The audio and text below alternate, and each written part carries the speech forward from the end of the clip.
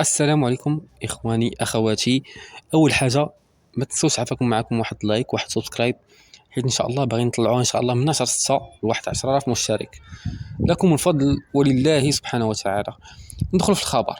هبه ابروك اللي هي ليكس فام ديال اشرف حكيمي ولدنا حكيمي، كطالب عاود استأنفت المحاكمه ديالها، عاودت رفعت واحد القضيه واحده اخرى ديال النفقه ديال اشرف حكيمي، وطالبات بعشرة مليون الاورو.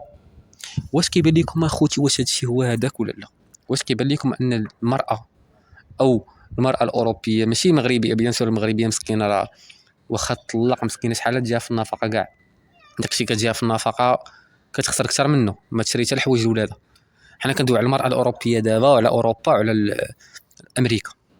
طالبات 10 مليون اورو، يعني حيت ما قدرتش تاخذ النص تاع الثروه ديالو، طالبات 10 مليون اورو باش ما تمشيش خاويه. نخلي الراي ديالكم في الكومونتير، ما تنسوش كومونتير ونشوفوا